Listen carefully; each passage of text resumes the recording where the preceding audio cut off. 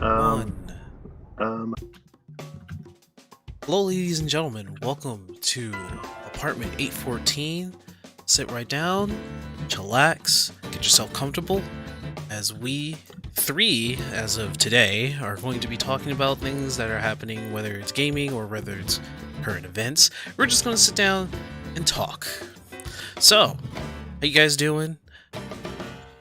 I'm s- fine. sir, wrote you know what? It's apartment 813 since The way three of us. the way you open it up, saying we need like a backdrop or like some background music or something. Mm-hmm. This Funny guy, enough, like, you want to know something? There was one, and it just went on through. So, you got your music. It's already there. It's in there. It's already in there. So we already have opening music, sir. You just have to look back at the VOD now. But Did you do that on purpose then? Did you just pull a whole Quiet Storm on like, us? right, like this. I swear, like this is like you're treating it like a radio station.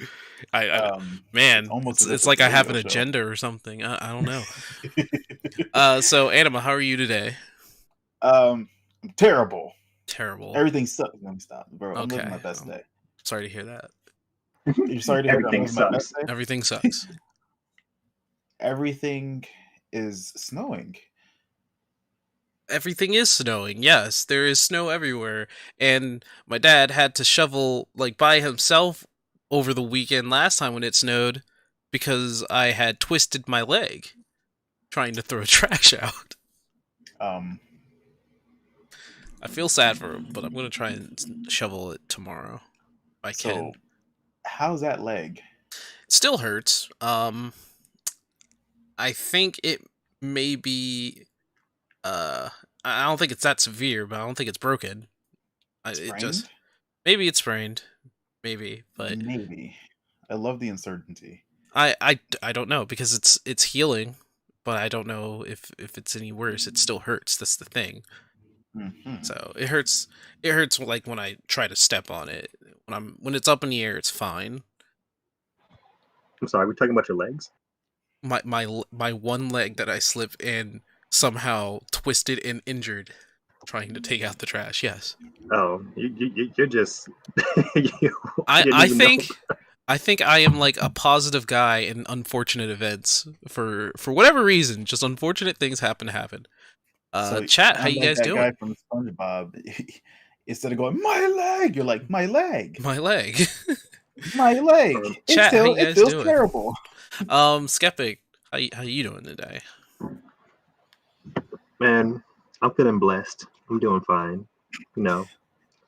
Can I have some? I need some of your some bless. of that energy. Yeah, can I have some of your bless? And just shower upon me for maybe a month or two, please. I mean, it is Sunday morning, or in this case, Sunday afternoon. Sunday afternoon. Yeah. Good morning. It's 12 p.m. And chat, how you guys doing, chat? It doesn't matter which stream. How are you guys doing today? How's it going, chat? How are you feeling? How's it going? Hope you guys doing all right. This is apartment 814. This is our podcast that we basically just say pretty much what's on our mind, what subjects that we happen to find during the week, whether it be gaming, whether it be current events, and we try to talk about it as we do. We get together as friends and talk about usually dumb shit, but hey, natural conversation here. We try to talk about it. As friends. We try, but then it becomes like something, and then it turns into like a situation. And then colored. Give me a high five. Totally natural language. Let it flow. I want that to be the intro. Give me a high five.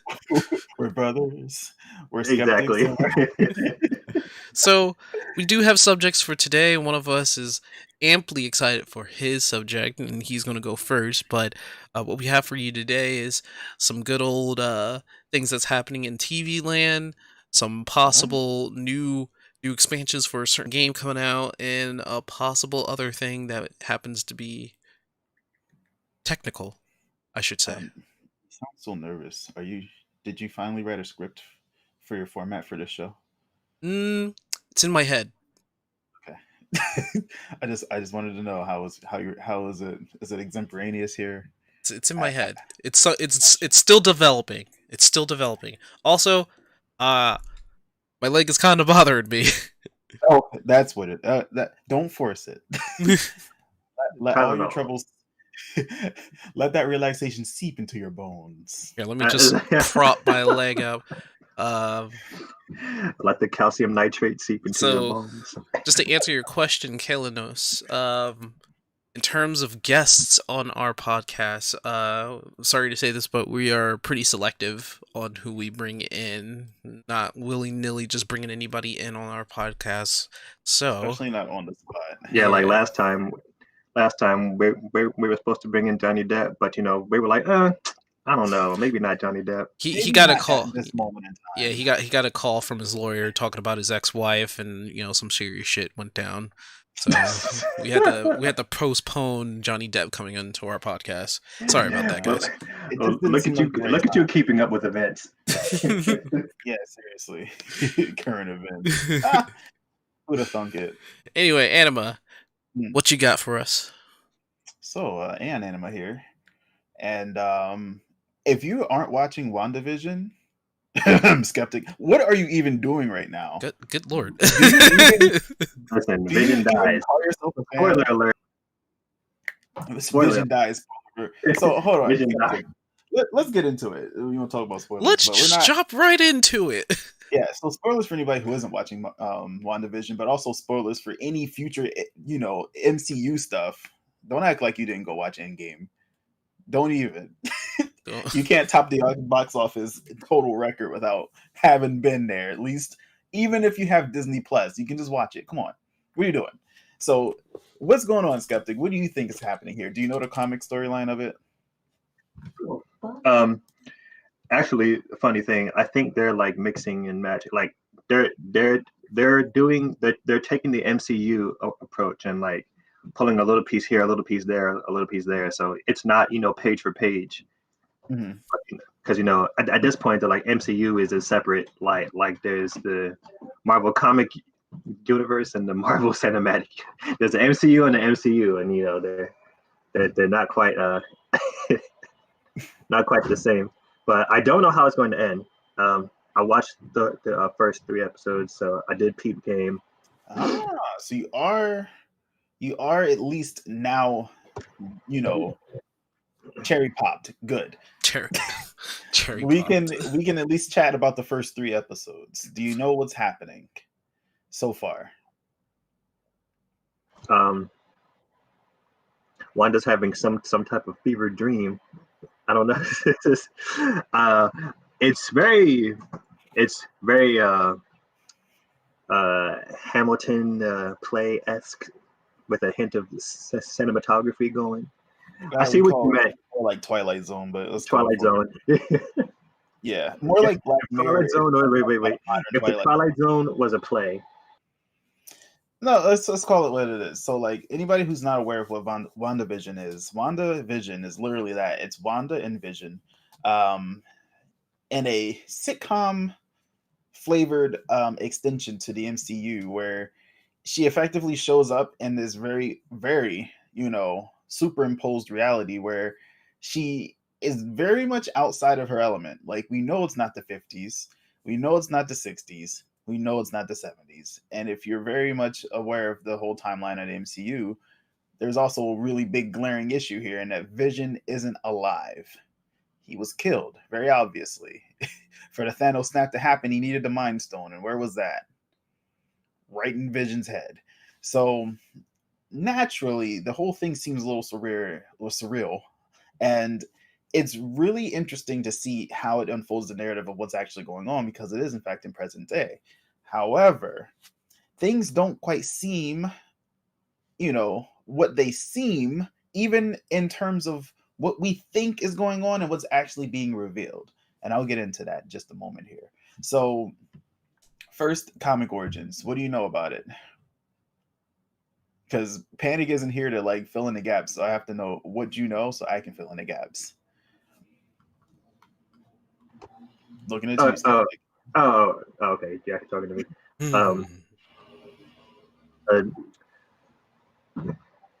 So Wanda's having a fever dream. Okay, this is a timeline where this is based off of a timeline where she actually had a grief-induced reality bending situation.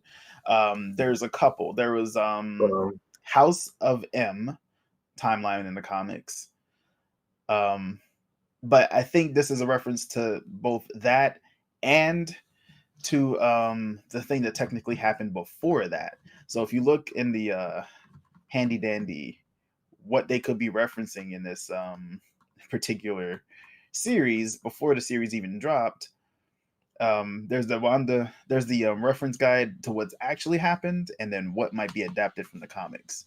So go ahead and peek into that and go to page 3 for me, where it effectively is tying in not just their romance, but the West Coast Avengers storyline, Vision Quest. Oh, Vision Quest. I knew you knew.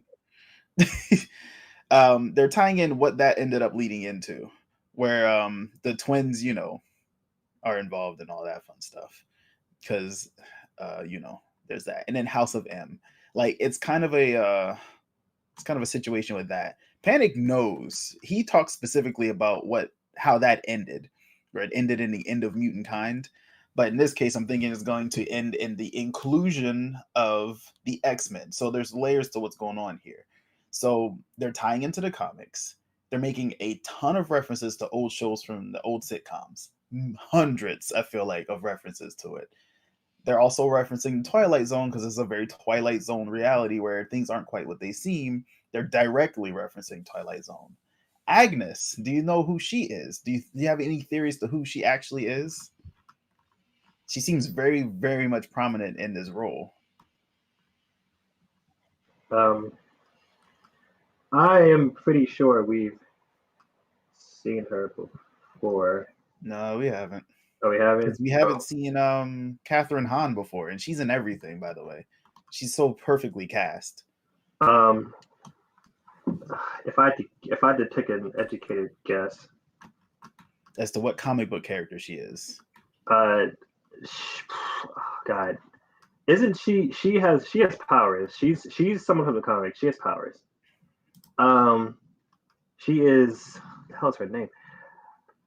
She's another similar. She has similar powers. At least I think. I'm thinking that she is someone that has some similar powers to Scarlet Witch. I can't remember the name, but she's not a regular person. That much is 100% clear.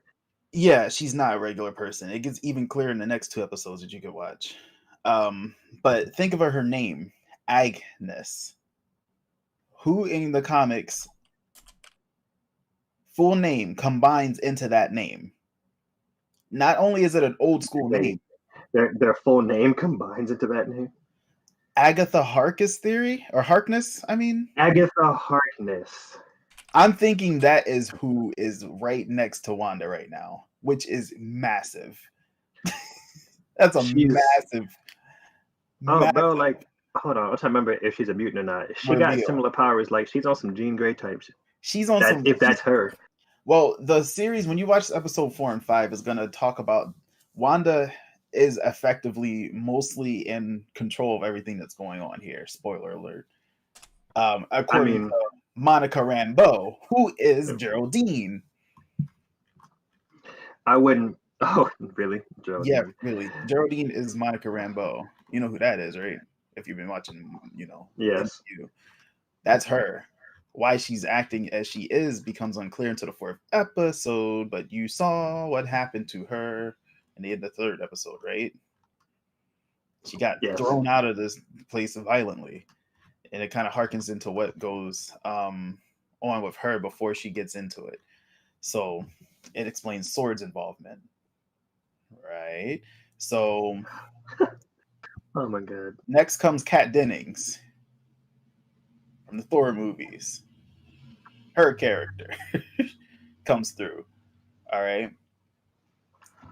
What's really crazy is that the episode 5 reveal was massive, and I'm gonna spoil it for you because we have to. But what's going on as a result of episodes 4 and 5 is this reality bending thing. They already revealed that they're going to do Doctor Strange in the multiverse of madness. Multiverse is kind of the ass pull here. It's one of those things where you realize, yeah, we're actually going to see some things outside of not just what's going on in this timeline because of probably what happened in Endgame. What the Sorcerer Supreme prior to Strange said was going to happen. But we're also using this as a gateway to all the properties Disney acquired, including the X-Men. And Kat Dennis' character, whose name was her actual name is I actually forget right now. Darcy. Yeah, Darcy. Thank you. Appreciate you remembering that.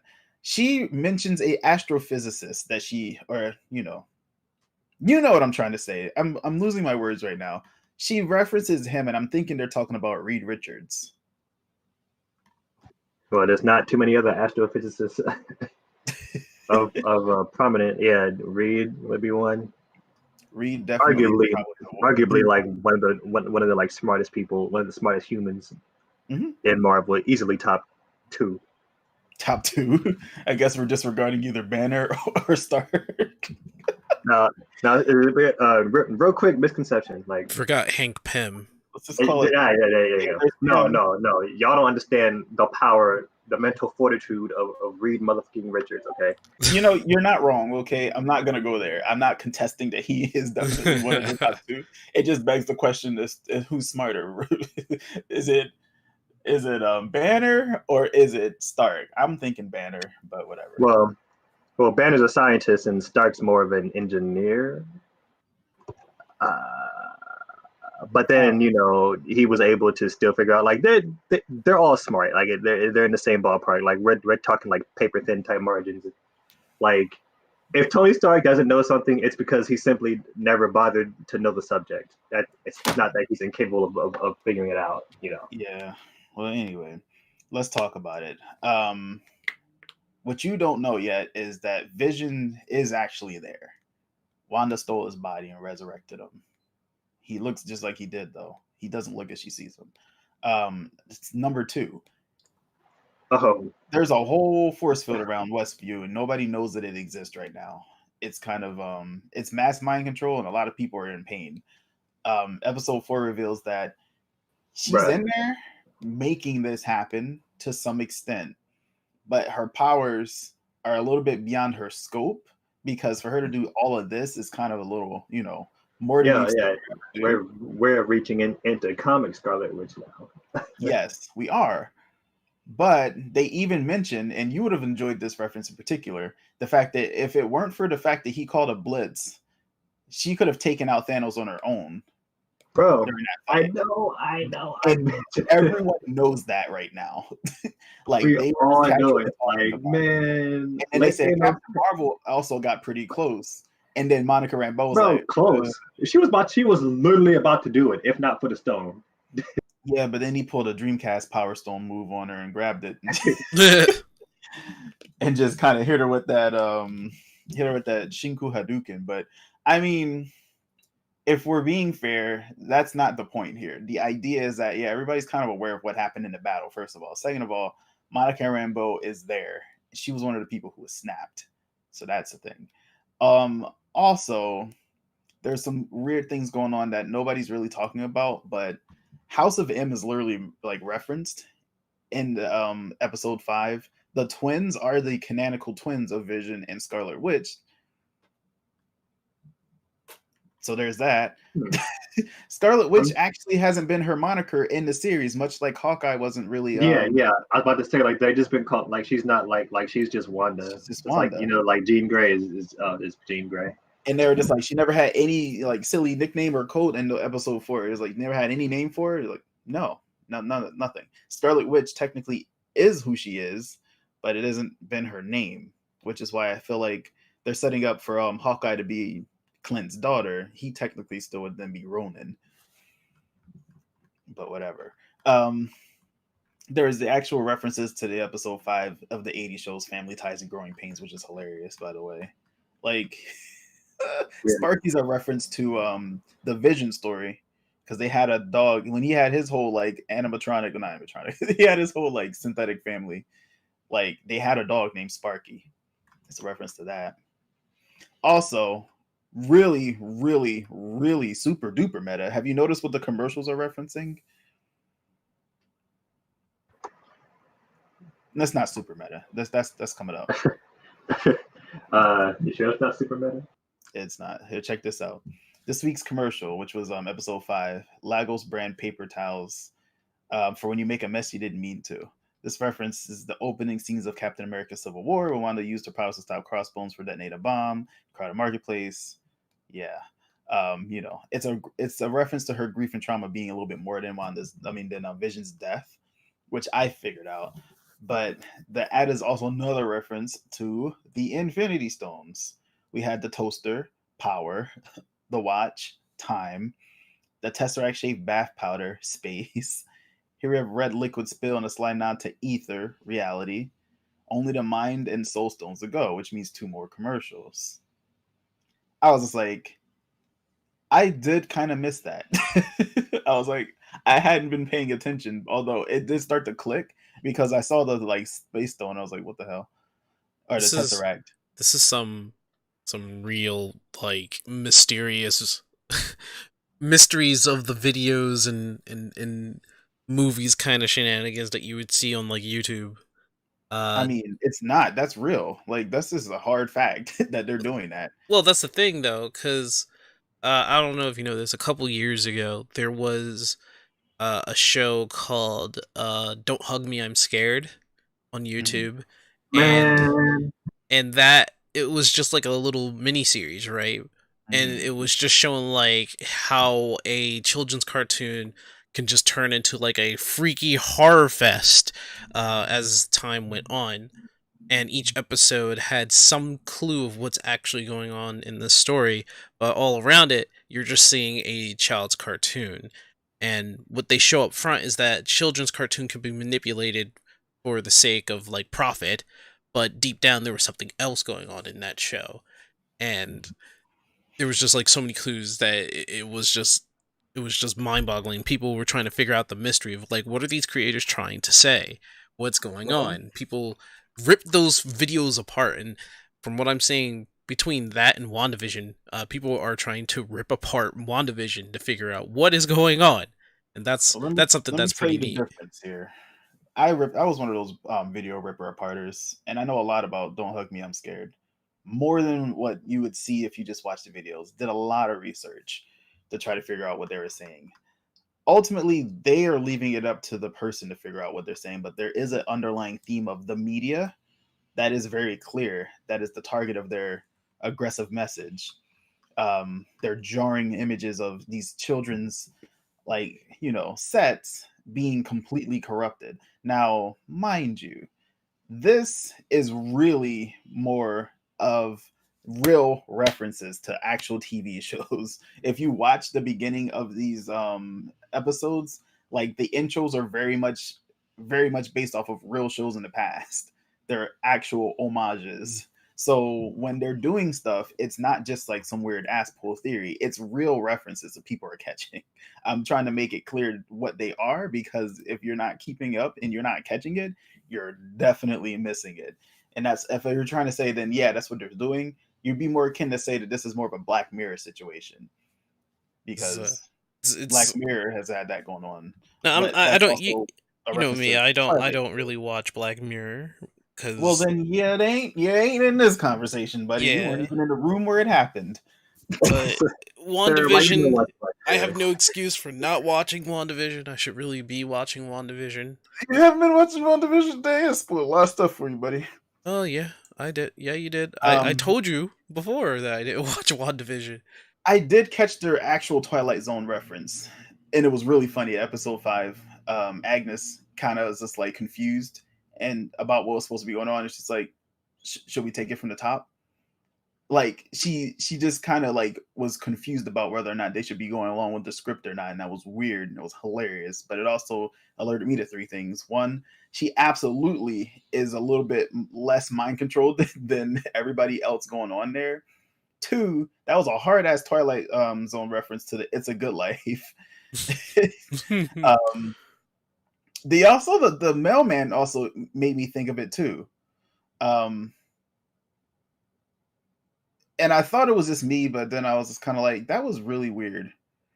It was kind of like when I had that feeling when Powerpuff Girls was referencing all those Beatles songs in their the Beatles episode, where I didn't know it at the time what all the references were, but it was weird when the girl said, "Someday Monkey won't play piano song, play piano song." I was just like, what? She just said that twice for what reason? That's how I got into like learning all this stuff and like getting into the lore. But anyway, Westview has a whole lot of things going on inside of it. I'm not even gonna go there. There are no children in Westville, and the whole "for the children" moment in episode 2 is extremely weird. And I haven't figured that out yet. Nobody really has. Captain Marvel's reference.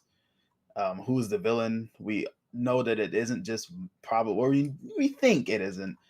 Agnes, I'm swearing, is Agatha Harkness. I swear. And Evan Peters is Pietro. Here's the big one. I'm gonna close with this. Do you know which Pietro I'm talking about? Skeptic. Wrong universe. Quicksilver. No, not the wrong universe. Wait, never. Maybe if you weren't gonna say Quicksilver. No. Yes, Evan Peters. Quicksilver. No, I was about to say the Flash. I was like, oh, completely wrong. That's the wrong universe. The biggest reveal here is that that is Evan Peters as Pietro Maximoff Quicksilver.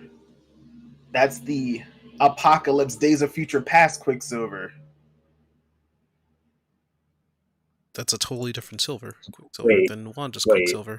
Specifically at that point in time? In episode 5, he comes out of nowhere. Not really out of nowhere, but like in the context of the episode, technically, he comes out of nowhere. So I'm sorry to say this. What would you say would be your closing statement on this WandaVision? I already said it in the beginning. You should be watching it. You should be watching. But yeah, digest that. So okay, I say that was quite the talk there, and all about WandaVision. Definitely something I have to start watching. I have no excuse. As I said before, I have no excuse to not watch it. I don't know. Maybe I'm just lazy or something. Mm-hmm. I have no idea. But are you interested? I am interested. I mean, I'm a Marvel fan, so I don't know why I'm not watching it. This is like, first you had my interest, now you have my attention. Like, I just had to blow all that out. I've known about WandaVision for a while, so I don't know why I didn't watch it. So. It's you'll be probably glad to watch it all at once, but I love the unraveling mystery. I'm here for it. That was the I can't say it. Don't DHNIS. In a nutshell, the unraveling mystery led to so much incredible speculation that it was just like really fun to get involved with. That's why I wanted to make sure I told the story. So that's my closing statement. Okay. All right. Well, thank you very much, Anima. That was certainly something I should really get into.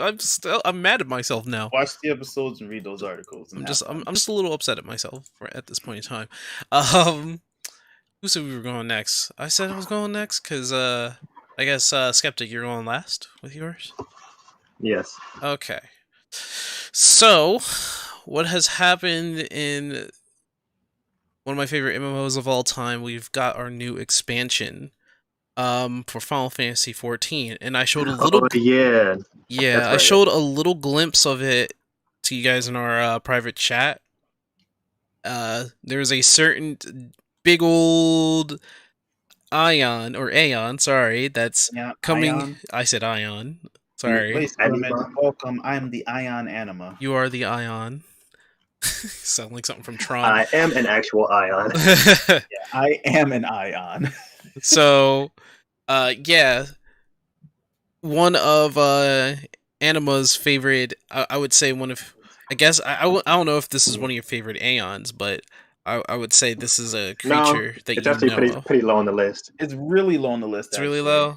Yeah, I mean, when you have such cool Aeons like Bahamut and Shiva and Ifrit, like who the hell cares I know, about? like Carbuncle, you know. Yeah, like Alexander, Okay, so other than them saying that Leviathan. that Anima itself, the Aeon from Final Fantasy X, is going to be in Final Fantasy 14, due to the expansion in the just to let you know, Skeptic, this is the ending of a story that's been going on for 10 years for 14.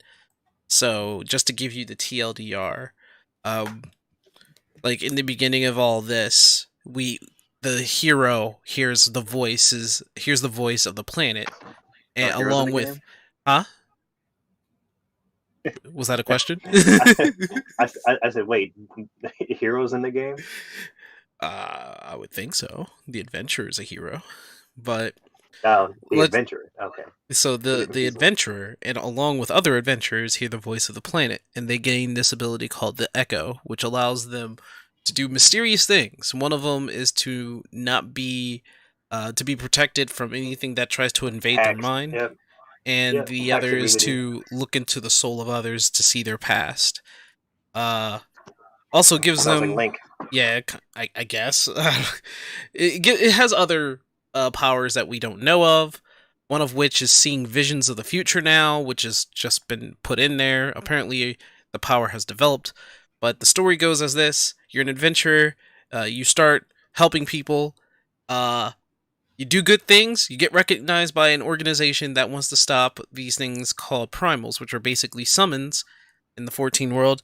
They're trying to take over basically all of the continent of Eorzea by taking over people's minds and basically being worshipped as gods.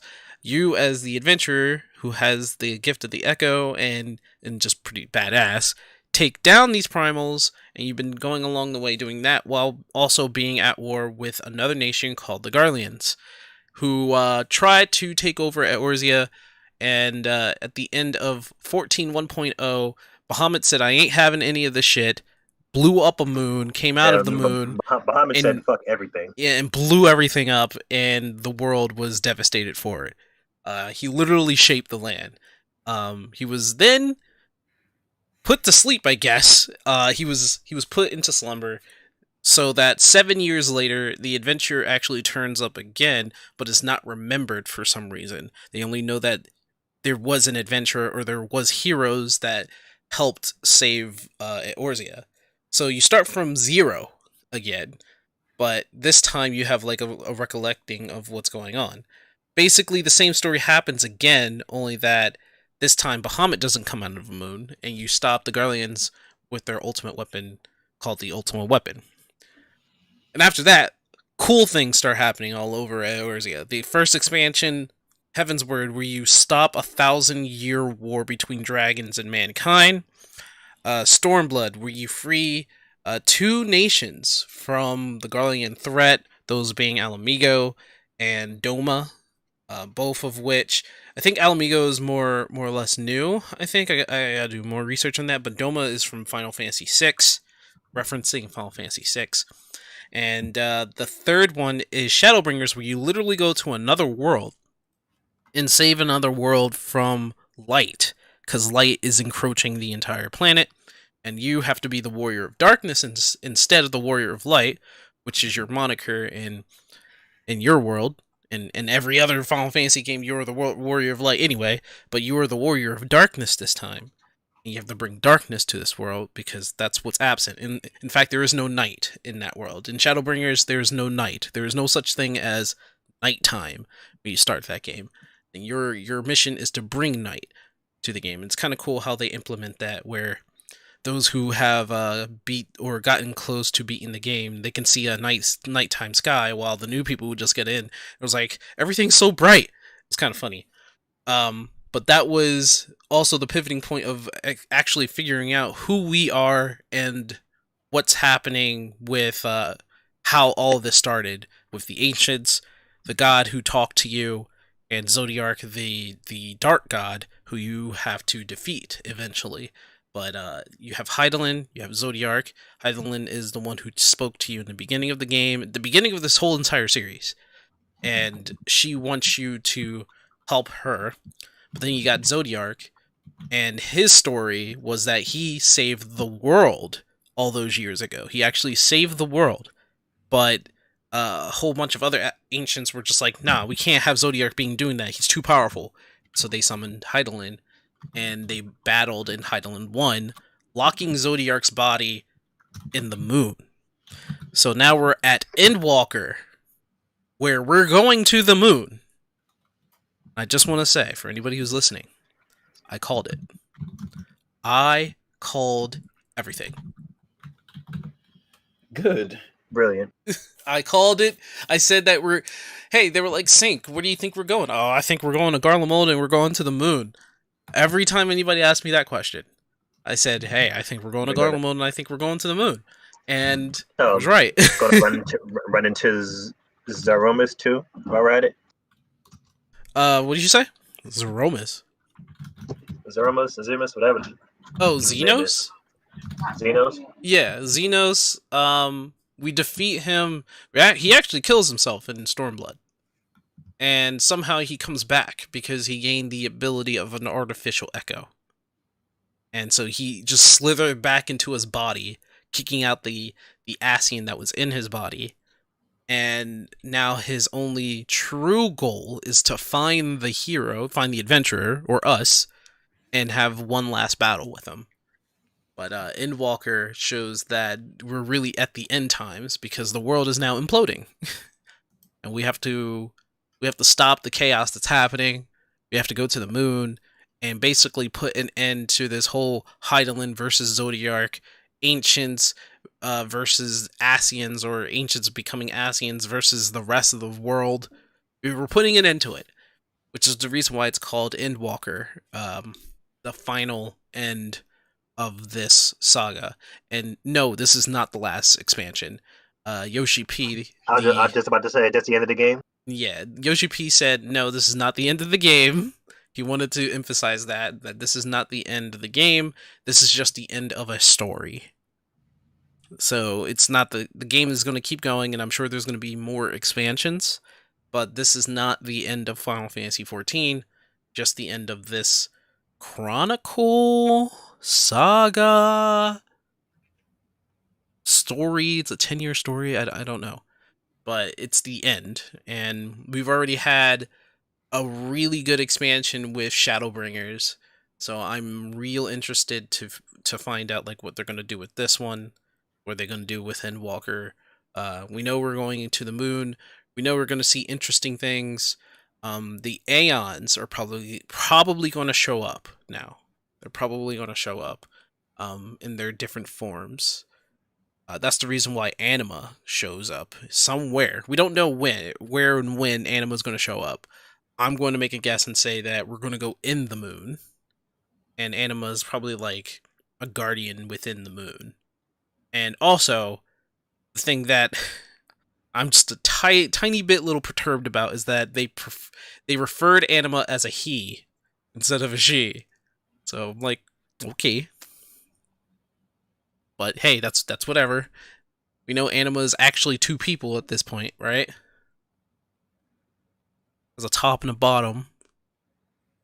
Yeah, I mean, they're two separate people. I wouldn't go that far, but I don't know what the whole bottom half. I guess that's just like Anima's more aggressive side or something. I think the top half's pretty aggressive anyway. Well, that one's wrapped in chains and the other one can break those chains, yes. Yeah.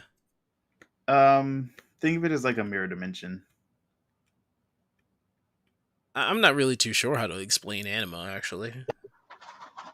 Think of it as WandaVision. Yes. No, then I totally don't get it. That's because you haven't watched WandaVision. Well, then... Exactly. Well, then the reference flew over my head. I'm sorry, guys. It's okay. Okay, no one else was in the room where it happened. But but I can say that the original artist who drew Anima, is on the 14 teams. They're actually an artist in the 14 team. So with the actual original artist for pretty much most of Final Fantasy X, you could probably guess that something good may happen in Walker. They put a lot of effort into this, I'm pretty sure. I mean, they have Nier Automata part of this. $5 says there's going to be a Seymour character. An Auron character? Seymour. A Seymour character. And we're going to wind up feeling his pain. It's a possibility. I mean, we already have good original villains. As of right now, other than Xenos, a lot of people don't really care too much about Xenos because he's just a one-track villain. But we have Fandaniel. Nobody likes Fandaniel. I guess I'm Lunarian. They got rid of their best villain anyway. Like, Shadowbringers, we had... No. What? No. No, we had a character by the name of Emmett Selk in Shadowbringers, and he was pretty much the best villain in 14 ever. Because at first, he was just observing us. He was just observing what we did, and he helped us sometimes along the way. He was complicated, and yeah, he's definitely more complicated. He's definitely better than La Brea. Like, La Brea ain't jack anything. Doesn't even come close to Emmett Selk. But this man literally drove the story for Shadowbringers. He helped at times. He didn't hinder, really. He observed, but near the end, he showed his true colors. So, Auron. No. No. I mean, like, Auron is just like endgame since the beginning of 10. All I can really say is that there are good chances and good times of actually starting 14 now, especially since when the expansion comes out, they're downscaling. Don't know if I should tell you this. No, skeptic, why? But they're downscaling. Well, No. They're only downscaling the damage. They're not downscaling the levels. So like where man, no, I'll keep all that shit. Tell people to level up. There's apparently like a bug in terms of the numbers because when 5.5 comes out, they're coming out with a boss, and oh, thank you. Why are you rating me now? Just continue. Pay no attention to the people in your chat. Okay, what was I trying to say before I got distracted? Dang it, you made me lose track. Oh, yeah. Okay.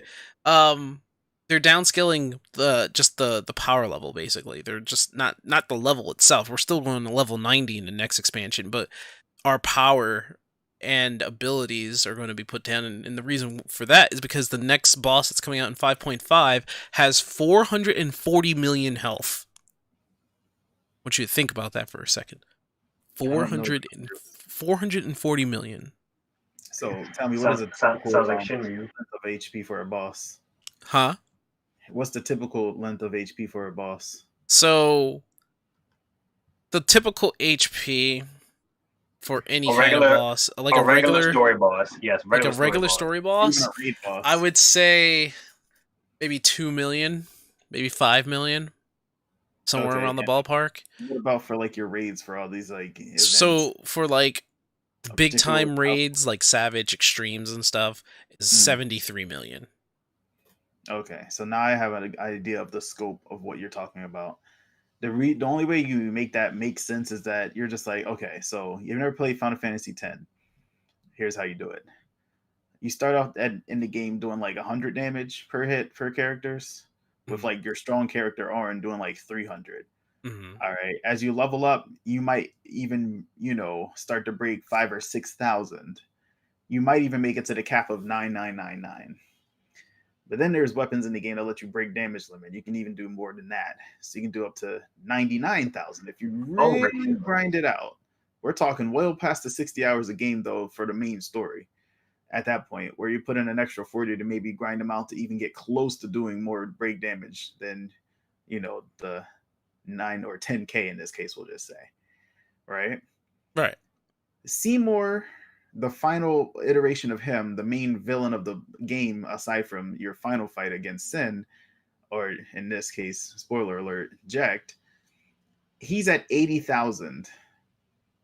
And he's a fight that a lot of people struggle with, but he only has 80,000 health. Dark Anima has 8 million health. That's how you scale. You talking about the very last fight before the final fight to beat the game is 80,000. Dark Anima has 8 million HP. So even if you do break damage limit to the max and you're doing 100k per hit, if you work out the numbers, it'll still take you 80 hits, assuming that your stats stack up against his to actually do max damage, which, again, he's got higher than normal stats. So you're doing 99999 to one enemy, might not be doing 9999 to him. So unless you completely max out stats, you're still going to fight a 80 round play against this thing, unless you're doing multi-hits, in which case you're still probably not going to max out damage. You're in for a long fight. That's scaling. And that's with the maximum you can be. It's tough, okay? Because we're talking about a boss that can do a lot more than just hit you for numbers. And you're definitely not maxing out your HP if you're going to fight him optimally, because you could use that optimization better in somewhere else. It's not an easy thing to do. So that's pretty much, a good example of scaling. But at this point, seeing how that we're fighting a boss that has 440 million in 14, they said that number is too high, and even if they can defeat the boss, which they will, obviously, we all will, and it's part of I think it's an ultimate fight, which is the hardest challenge in the game. They want to downscale it because the numbers will eventually overlap and corrupt the numbers, and stats will get messed up, is what they're saying.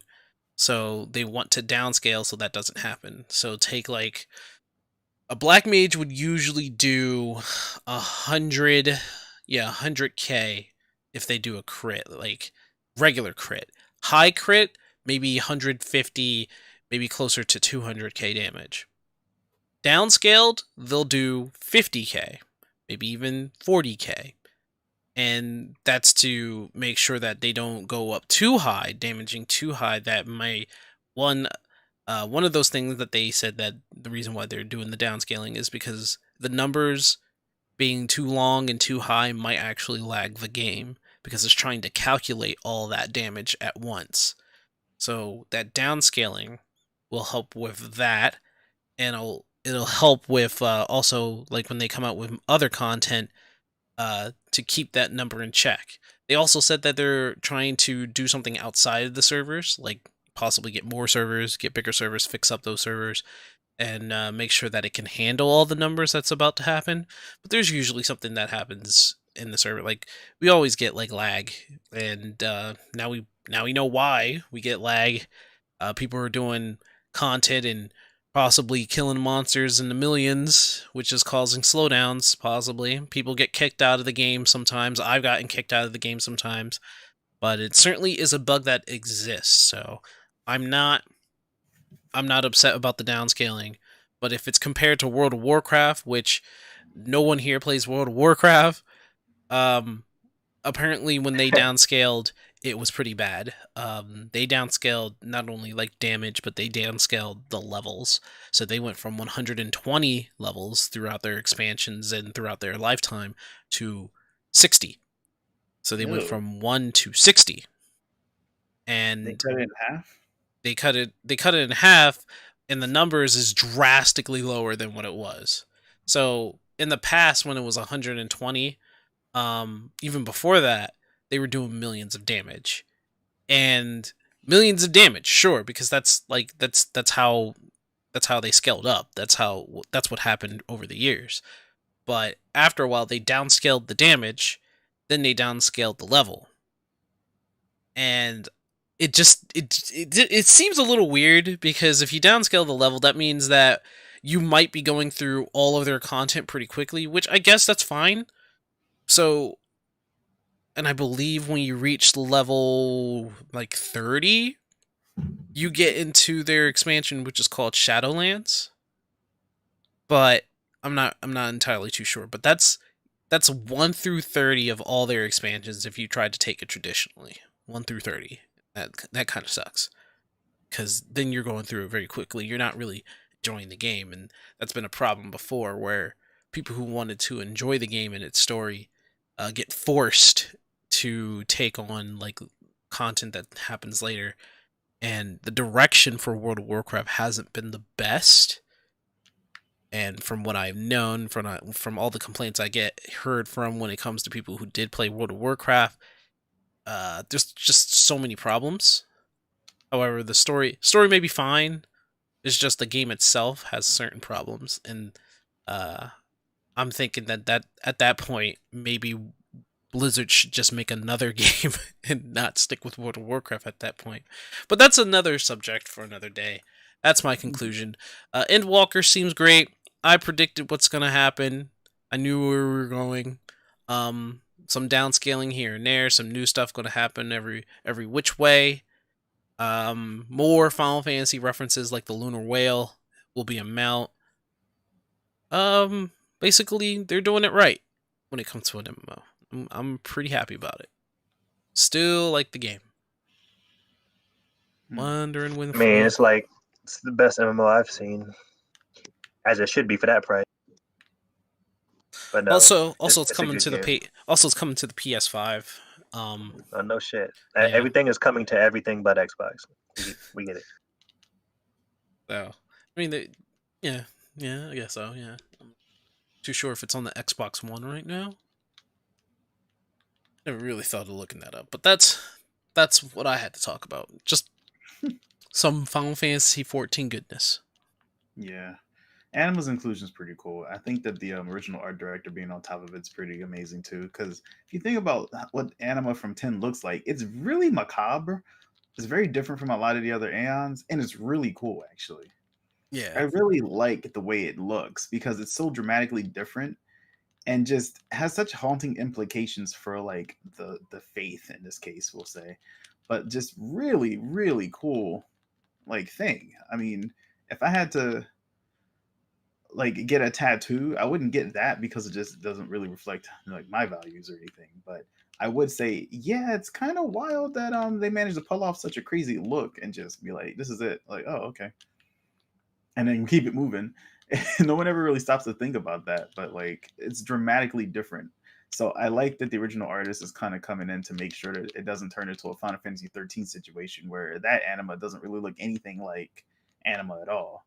It's like question I don't even though. Consider that canon. What? So the Aeons are basically just dreams of the faith, right? In 10 they are. Okay. Well, no, they're not dreams of the faith. Tidus is a dream of the faith, spoiler alert. But the faith are the faith. Well, okay, they're like because godlike entities. When you get an Aeon, right, you're praying to basically their I guess their statue. You're praying to their spirit and getting in like you're earning their trust to be able to summon in battle as like the entities of the Aeons. The Aeons are twofold. They're the spirits that were turned into faith so that they could become Aeons, and the Aeons themselves. They don't physically exist until they take that form in the world. Only through summoning is that possible. So, I mean, they used to be people, though. Yeah. So, like, Seymour's mom is the Aeon Anima. Right. And it used to be his mom. Right. And it's kind of weird calling yourself the Aeon Anima, but you're nobody's mother. That's the thing. Involving someone who basically sacrifices themselves, I think they become literally what looks like is a statue. Their spirit is put into like a statue or something, and then when they are summoned, they come out essentially almost like they're not fiends, but they No. give off like somewhat of a similar glow. Right, and they also give off the pyroflies when they perish. So Right. it is tied to the fire plane and the faith. The faith effectively, man, this is a hard history lesson to give on this. It's a deep one. Like if I had to put it in layman's terms, the aeons are a result of the faith physically manifesting a spirit into their aeon form. Like it's the faith, but they are not dreams of the faith. Dreams are physical manifestation of the faith, but the dream is a temporary thing, hence dream. The aeons were a permanent fixture in the world, but they disappeared along with the dream of the faith because the aeons technically were also a manifestation of the faith, just a different type. They weren't necessarily something that were intended to interact. No, the dream wasn't something that was supposed to interact with the real world, but the aeons were. What's weird is that I always thought that the Aeons had some sort of relations of how like fiends were made. Fiends, yeah, fiends are technically faith or spirits who not faith, but spirits that don't make it to the fire plane through Right. sending. So they become fiends because they eventually, through strong emotion or sheer willpower, manifest themselves into abominations. Right. And unsent are people who are even stronger willed, who manage to just remain themselves but dead, who are unsent, hence unsent. See, the thing is, they are so determined to like keep their grip on their physical form that they just do. While fiends become spirits first, then later manifest as fiends. You know. It's all a whole bunch of techno babble. But But at the end of the day, the faith don't create the fiends. The faith kind of help aid and abet it because of the general faith's presence. Like when the faith disappeared, fiends didn't. But the pyroflies are technically the spirit of the dead that are influenced by the faith. But I don't know. It's hard to explain. Okay. yeah. Yeah. It's a good game for a reason, though. We got one last subject here. Skeptic. How you doing, sir? Yes, sir. So, what do you got for us? So I don't know if you guys have been keeping up with like 5G and like wirelessness, but Yes. like yesness, but yeah, it's becoming like a big like slowly it's becoming like a big factor. But first, I'd like to ask, like, do you guys do anything? I know you guys have like desktops, but like aside from like your internet connection, like are there like what do you guys do that involves anything like wireless? How do you mean?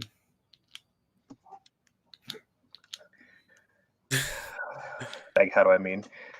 Um, do you guys do anything that doesn't require a cord? I mean, Yeah, like my yeah. wireless controller. Yeah, there's My my phone. Anything Bluetooth. Would you ever, if if Wi-Fi got to the point where the way LAN is right now, would you game wirelessly, That or would would be you always use LAN or cords? I would game wirelessly because of the convenience of not having to string up my whole house. I feel like it's one of those things. yeah. I think that would be yeah, I definitely would have to say that that's something I am be invested in just to get rid of some cords. Okay, good, because that's the road that we're headed down. Like, I don't know how much you guys know about like 5G and like how they're trying to like use it to revolutionize Wi-Fi as a whole, but like Wi-Fi is getting to the point where it's like extremely low latency. Like basically, we will eventually be at the point where like wirelessness will like be now. Well, it will never be stronger than a cord, any kind of cord connection, but it's getting to the point where it's becoming like neck and neck. And it's really interesting to think about. Like imagine like a world of complete wireless gaming, like even with your desktop. I actually can see that. I mean, we're already going into the world of VR. We already have the Switch. Switch is pretty much like just a standalone console that you can take and travel everywhere. Can you guys hear me now? Yeah, I can hear you. It's weird that Push to Talk only uses one of my alt buttons. Oh. Yeah, I was wondering about that. Yeah, effectively, I was saying that if we get to that point, then yeah, I would. Like, wired controllers was the bane of everything. If somebody just flippantly walked across and then tripped over the wire, it sends your whole console flying somewhere, and not only do you lose your game progress, but you might lose the game itself. It was never fun. Right. Wireless controllers and the whole, my couch is all the way back here. How far up do we have to sit? GameCube controllers and people's obsession with using them in spite of the fact that they're still wired. Even if I was about to say that next. I was about to say, so like, why are there still moments of a cult like dedication to wires like that? It's just because right now it just offers the best possible way to experience what is effectively online gaming. And then in that particular case, it's because the Melee crowd just loves their GameCube controllers. Literally, in no other example does anyone absolutely need a GameCube controller. But since people are used to it, it's just a we don't like change situation. Even though it's been proven that the Pro controller is more responsive than a GameCube controller. Bro, the Pro controller is phenomenal. I don't understand how anyone came to argue. You put the level of execution you put into, like, I don't know, like an art piece where your brush is your brush and it's how you decide to create your very particular, very precise art. It becomes a situation where people are more used to the thing than they're willing to adopt a new thing. You know, it's kind of like how Cloud was like, my sword doesn't need any improvements. In the Final Fantasy remake, he's used to the Buster Sword. It didn't matter if somebody can make it better. He just wanted it to stay the same. It's normal. It's human. But like when you've dedicated so many hours into like the actual execution on that particular controller or medium, you're not just gonna switch. You have to readapt. And most people aren't afraid to take that. I mean, most people aren't afraid to take that step, but some people are.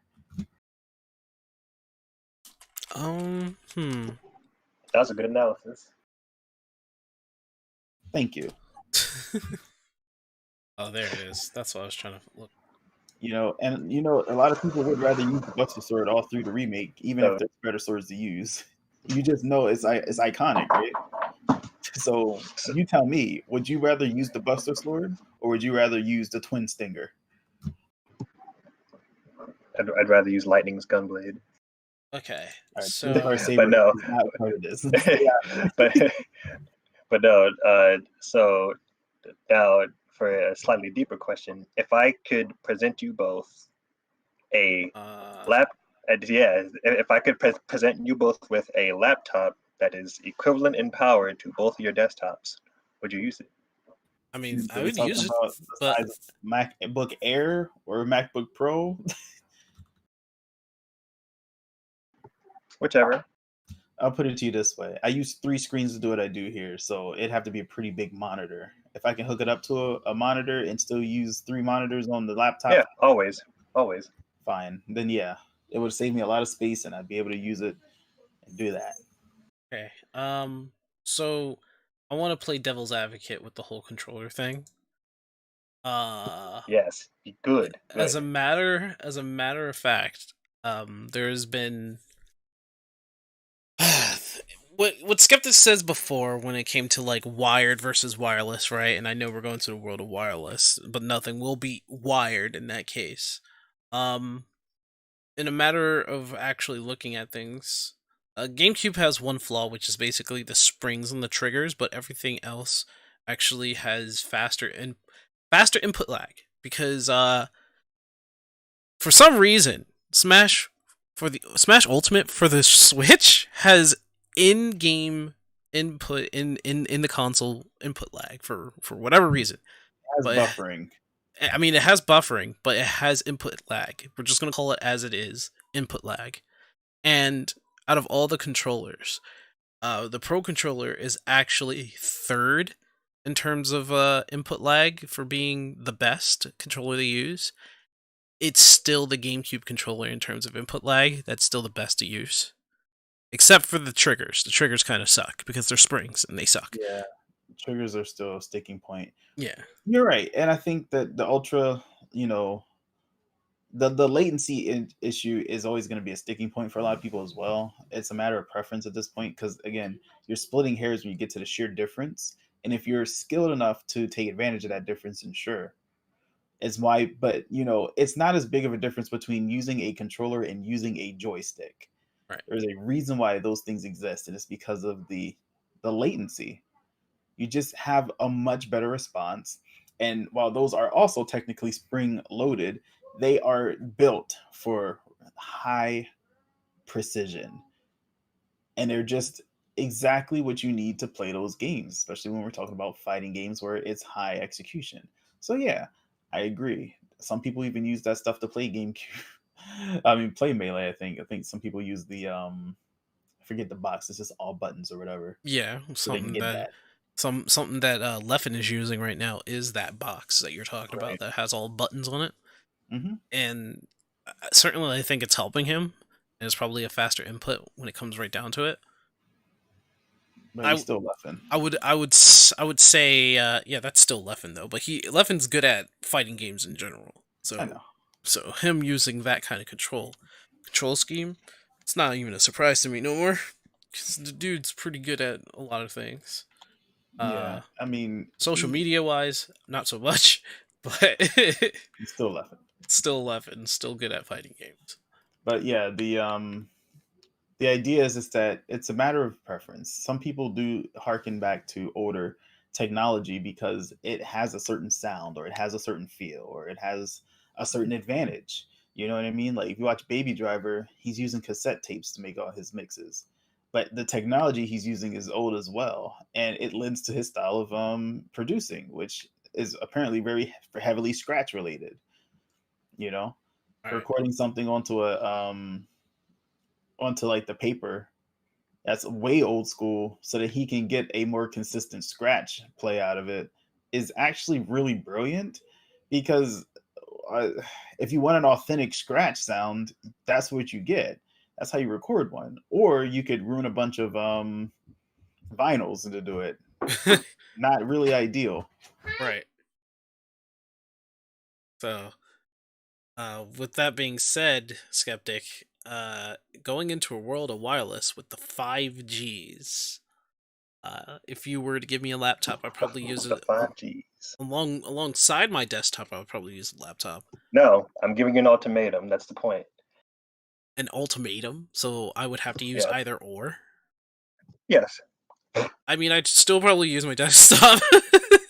To be honest. This is like I'm not asking you a practical question. I'm just giving you a what if ultimatum. Like, if you gave me a laptop that had like the same speeds but wireless, I'd probably still go with my desktop.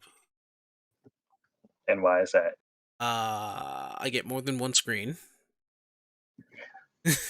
Yeah, I'm purely talking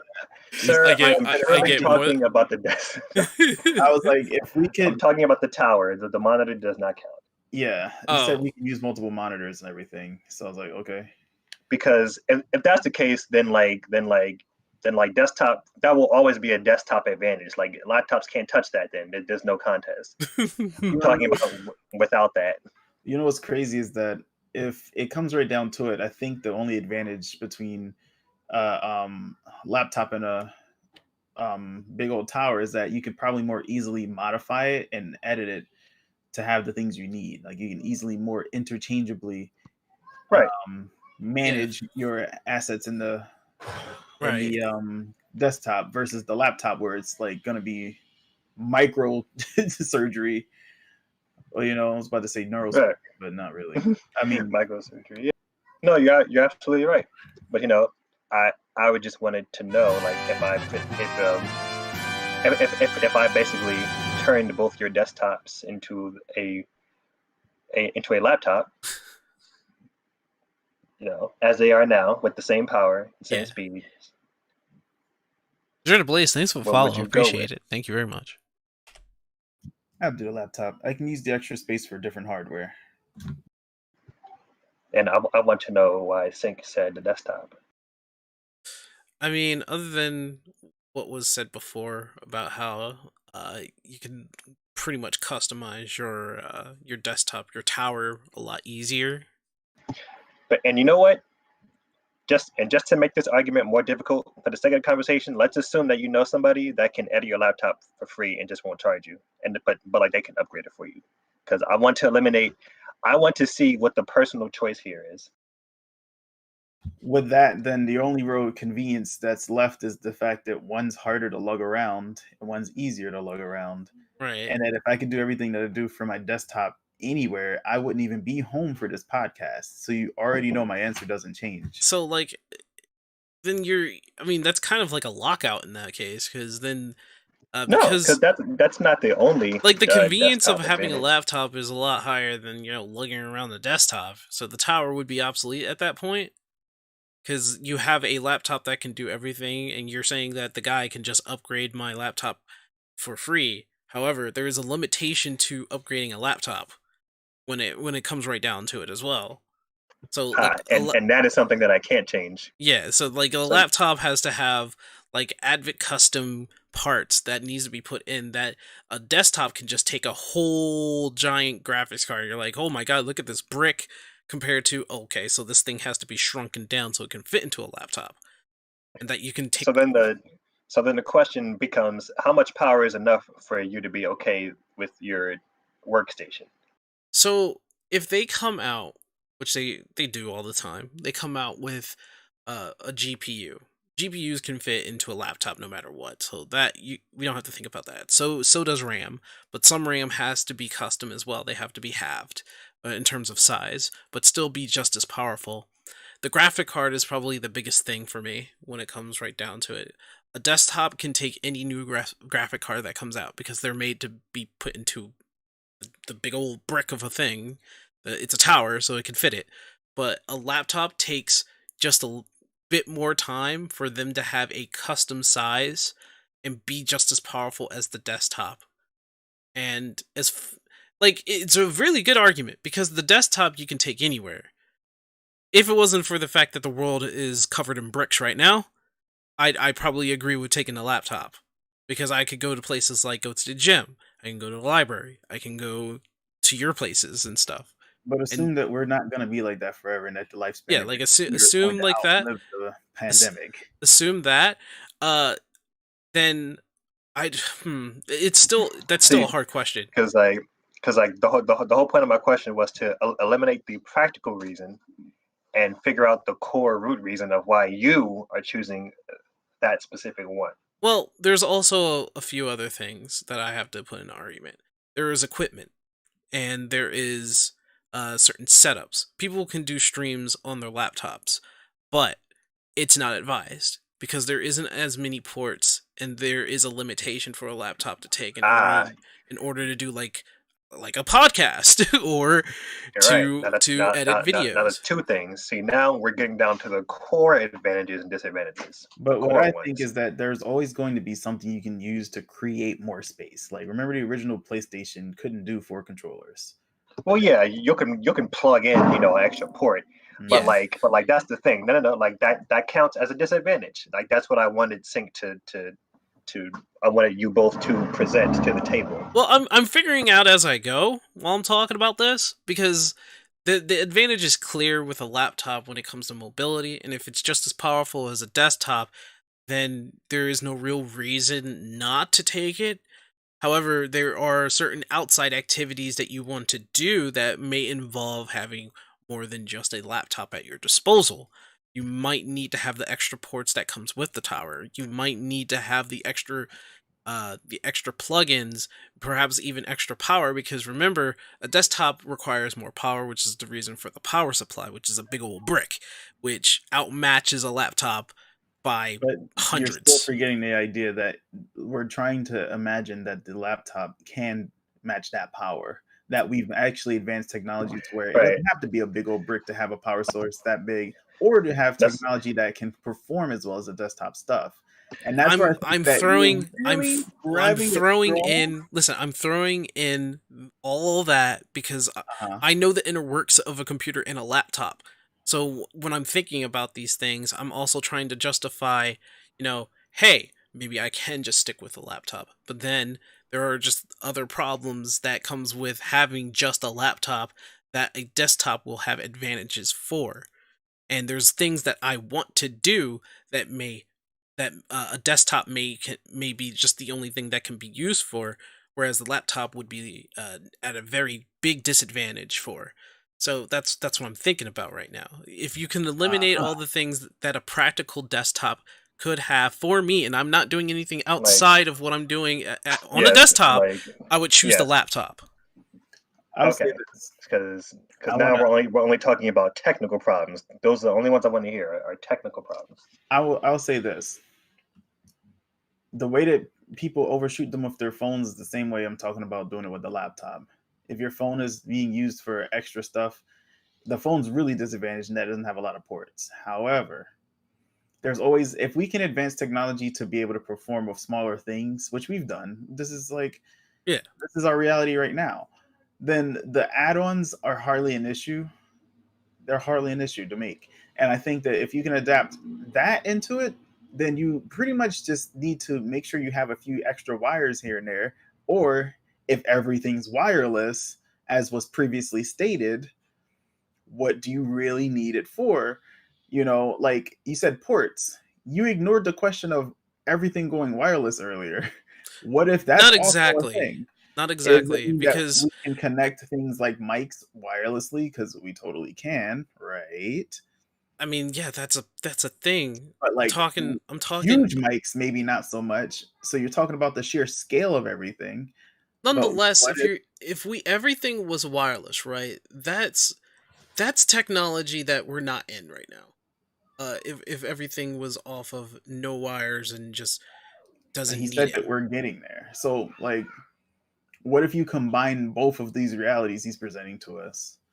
Would you So be worried about being able to connect things if you didn't need the wires to do it? Do you need the ports? You're thinking as the expert of now, not the expert of tomorrow. okay. So the expert of tomorrow, if we were, and I would have to say that's way up there in terms of Here, yeah. I hear. Let me just eliminate that problem for you. There's 4G every two 4G, 5G every 2 blocks. And I don't know how much you know about 5G, but let me tell you, 5G is on par with current mid, like lower high tier wired connection, I would say which that is if absurd because 4G is nowhere near that. okay, So that's a big well jump. then I would play devil's advocate with myself. Say that everything involving wires disappeared and all we needed was the laptop to just hook things up wirelessly. Then there wouldn't be even a point for desktops to exist. Exactly. That Desktop would become extinct. How much technology do we have now that's obsolete? When's the last time you used a floppy disk? I mean, that's I don't even who talks about floppy disks like Exactly. The but that idea of I innovation mean is that there will come a point in time where we won't need the things that we have now to produce what we're trying to get. well then The idea is that you want to be able to produce a computer with the speed of and all the ports and everything you need to like customize a show or a stream or a well then game the only thing online. that's stopping me from getting a laptop would be like the availability of the item. Of course, Then it comes down to price and then it and comes then it availability. comes down to the price, which would probably mean that it's exuberantly more pricey than a desktop. And at that point it's like you have to make your choice. I get that. And you want to know what's funny is that it eventually does become more accessible to the public. At first, it's kind of like, new, Yeah, like rare, and it's exclusive because they want to make their money. And then once it becomes like, once they do that, then they can start to give it to everybody at a decent yeah, price. man. Like don't forget, like Teslas in the beginning were like no one had them, but now I see them all the time in Philadelphia. Now they are the highest grossing car. You know what I mean? Like, or the highest growth company. Like, it's going to become normalized. I just saw a whole entire line of Tesla like electricity recharging stations at my local Wawa. You used to not see those unless I used to not see those. It's gradual, yeah. It's going to be everywhere. It's gradual, yes. So imagine a world where the engine. I mean, at that point, then it's like there's like really no obsolete. Then there's like really not a choice. It's like cell phones. It's kind of like people kind of need cell phones now. Yeah, but you need like home phones now. You can have a home phone, but you don't need a home phone. But they're incredibly inconvenient in my world. Yeah. Oh God, that's a great comparison. Yeah, if you can, desktops are going to be the new landlines. Yeah, after a couple of years. So who the hell wants to use dial-up internet right now? So I mean, at that point, then it's like, you know, desktops are obsolete. It's all about the laptop then. So the shift for change comes into your unwillingness to let go of it. It's the nostalgia. It's this idea that you've used this thing and you don't want to like move on to the next thing. And that's basically what I wanted to know. Like, I know like the practical reasons, like that's not up for debate. Like, obviously can't compete with that. So I tried to eliminate that and see what the technical reasons were, and then figure out what the personal reasons were. Because I noticed that a lot of people just like this kind of stuff because I fuck with it, and that's fine. That's a perfectly valid answer. But I just want to know if there was any other reason other than that. Yeah, eventually the technical reasons disappear, and the only reasons at that point become stylistic choice. Like, yeah, there's still reasons why people should use a GameCube controller, but most people aren't that person. You know what I mean? I also have this thing where I kind of like my keyboard being separate from my laptop as well. Ah, and there you go. Now that is also. Now, I don't know if that's technical or personal or both, but that's both. That's a valid reason. Like you may not like your keyboard attached to your screen. There's Bluetooth keyboards today, right? So I mean, that's not even like a hindrance, really. That's me just getting a whole. That's just me getting a keyboard so that my laptop could just be over somewhere else, and hopefully that laptop is connected to another monitor. Because I'm not doing one screen. I hope we get to the point where you don't need a hard like keys laptop like setup for the keyboard. You mean that? You mean keyboards are going to be made of light and we're just going to be typing in the air? Like, yeah, like fucking Tony Stark. Why the hell not? I would love physical holograms that I can use to type with. Hey, listen, man. Like we have keyless keyboards. I don't know if you've seen it. Like they have like a touch keyboards. They're amazing. Like. They're incredible. They're not practical as of today, but that's a part of the future as well. That is also a thing. You're not keyless keyboards. These clunky. Yeah, they are clunky. These clunky. Anima, you're Oh, I'm sorry. I touched her with these clunky and then these clunky. That's what I was doing. But if I hit if I hold down Alt, then my whole computer morphs into a mega. Wait, I'm sorry to say Destructicon. I can't remember what they're called. But like a clunky, like loud and just unsatisfactory in my opinion thing because it gets dirty. It's hard to clean, and it's in the way. It's like I have to have my keyboard close up to me. But it's still wired. I have an old school, like, just plug it in. This is inconvenient. I want a touchless keyboard. It's a real thing. It's incredible. That's what I was trying to say. I don't know if you heard any of that. Yeah, I understand. Sorry, I forgot. But that certainly was something. You always given these questions of, would you shank your girlfriend or would you make love to your lover kind of situations. Would you rather shank your girlfriend or think could you think your murderer? That's weird. All right. Shanking doesn't mean they die; they just get shanked. I said think your murderer. Oh, thank your murderer. Yeah, thank him and repay him by haunting him. Apparently. Oh, repay him by haunting him for the rest of his life. That's kind of messed up. Anyway, we're at the point where we're at the end of our show. Certainly good subjects that happened today. Thank you guys for bringing out a conversation for the rest of us here. Unfortunately, we did not have one person to add into that conversation. They have IRL things to do. But hopefully he'll be here next time. Well, I'll do the post podcast stream. I wanted to do it later as usual, so like I think I started around 4 now. Yeah. So for anybody who's in, oh, by the way, the reason for the raid, I'm eventually. Oh, this was supposed to be me helping boost the audience so that I can eventually just host your channel and it not be dead. Because I don't feel like a lot of people have tuned in between the both of us. So I was trying to help, stir it up. But now I'm gonna not stream the podcast and I'm gonna focus on one chat, one band, one sound. We just need to like host your channel now that people know and are like kind of expecting it. But we need a consistent time. I need to let people know and blah blah blah blah blah. But well, anyway, speaking of letting people know, let people know where to find you. That's what I'm about to do. Let me change it from push to talk so I can type.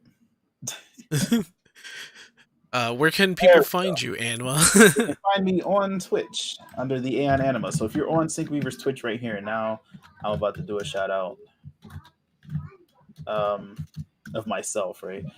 The Aeon Anima on Twitch and on YouTube. So it's Aeon Anima on YouTube, the Aeon Anima on Twitch because somebody took the moniker on Twitch. You can find me other places, but don't worry about all that. And if you find me on Twitch, you also can find me on Discord.